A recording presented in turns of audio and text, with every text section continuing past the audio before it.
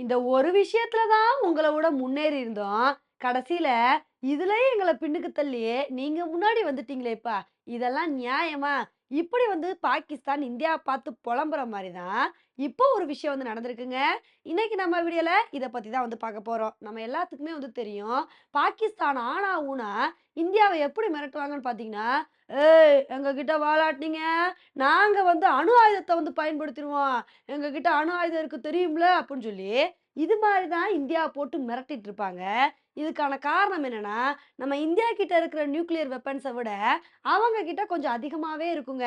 அதனால எப்ப பார்த்தாலும் வந்து இந்தியாவ இந்த மாரியே மிரட்டிட்டு இருப்பாங்க. இப்படி இருக்கிற சமயத்துல பாகிஸ்தான் தலையில இடி விழுகிற மாரி தான், இப்போ ஒரு சில நியூஸ் வந்துட்டு இருக்கு. என்னன்னா, இப்ப உலகத்துல வந்து உள்ள நாடுகள்ல எந்தெந்த நாடுகள் கிட்ட எவ்வளோ அணு ஆயுதங்கள் இருக்கு அப்படின்ற கணக்க எஸ்ஐபிஆர்ஐ அமைப்பு வந்து வெளியிட்டிருக்காங்க. ஸோ இதுல வந்து என்ன சொல்லியிருக்காங்கன்னா, உலகத்திலே அமெரிக்கா, ரஷ்யா இந்த 2 நாடுகள் கிட்ட வந்து அதிகமா அணு ஆயுதங்கள் வந்து இருக்கு. அடுத்தபடியா சைனாவும் வந்து அணு ஆயுதங்கள அதிகப்படுத்திட்டே வந்துட்டு இருக்காங்க.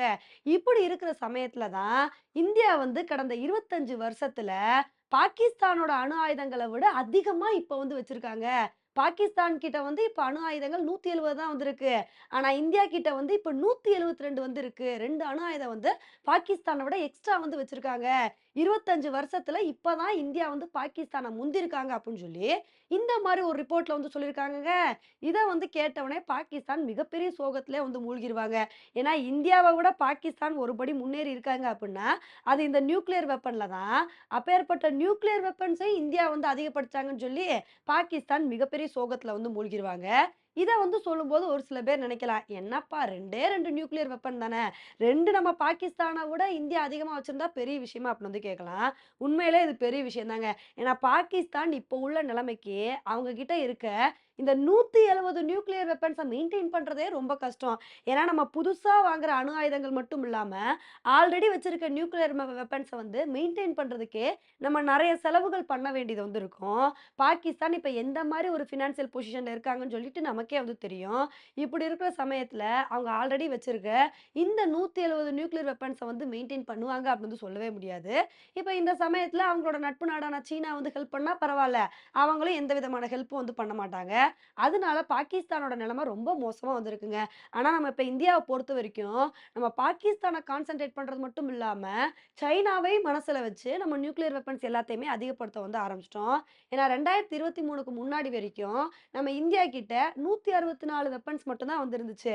ஆனா இப்ப வந்து கடந்த 1 வருஷத்துல இவ்ளோ தூரம் வந்து இன்கிரீஸ் பண்ணி 172 நியூக்ளியர் வெப்பன்ஸ் வரைக்கும் வந்து கொண்டு வந்திருக்கோம். ஆனா இவ்ளோ விஷயங்கள் வந்து பண்ணி நம்ம இந்தியா ஆயுதங்கள அதிகப்படுத்தினாலும், நம்ம சைனா மேல ஒரு கண்ணு வச்சுக்கிட்டே வந்து இருக்கணுங்க. ஏன்னா சைனா கிட்ட வந்து இப்ப எவ்ளோ நியூக்ளியர் வெப்பன்ஸ் வந்து இருக்குன்னா, கிட்டத்தட்ட 500 ஆயுதங்கள் வரைக்கும் வந்து இருக்கு. அவங்களும் 2023 வரைக்கும் வெறும் 410 ஆயுதங்கள் தான் வந்து வச்சிருந்தாங்க. 1 வருஷத்துல வந்து இவ்ளோ தூரம் வந்து இன்கிரீஸ் பண்ணியிருக்காங்க. அதனால இதெல்லாம் மனசுல வச்சு நம்ம சைனாவே வந்து பார்த்தீங்கன்னா, ஒரு கண் அப்பப்ப வச்சுக்கிட்டே வந்து இருக்கணும். இதனால தான் நம்ம இந்தியா வந்து இப்ப பாகிஸ்தான மட்டும் நம்ம வந்து கான்சன்ட்ரேட் பண்ணாம, சைனாவ வந்து ஏதாவது ஒரு எமர்ஜென்சி சிச்சுவேஷன்ல அட்டாக் பண்ணணும் அப்படின்றதுக்காண்டி, அதுக்கு தகுந்தாப்புல மிசைல்ஸ வந்து நம்ம வந்து ரெடி பண்ணிட்டு இருக்கோம். மொதல்லாம் வந்து நம்ம பாகிஸ்தான மட்டும் தான் வந்து எதிரியா வந்து நெனப்போம். அதனால அவங்கள அட்டாக் பண்ற மாரி ஷார்ட் ரேஞ்ச் மிசைல்ஸ் இதுதான் வந்து வச்சிருப்போம்.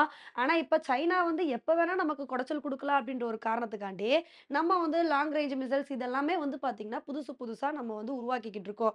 ஸோ இதெல்லாம் மனசுல வச்சு நம்ம சைனா கிட்ட வந்து கொஞ்சம் உஷாரா தாங்க வந்து இருக்கணும்.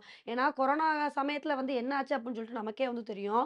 உலகத்துக்கே ஒரு பக்கம் கொரோனா வந்து பரப்பி விட்டுட்டு, இந்த பக்கம் வந்து பார்த்தீங்கன்னா, சைனா வந்து நம்மளோட எல்லை பகுதியில வந்து ஊடுருவி மிகப்பெரிய குடைச்சல வந்து குடுத்தாங்க.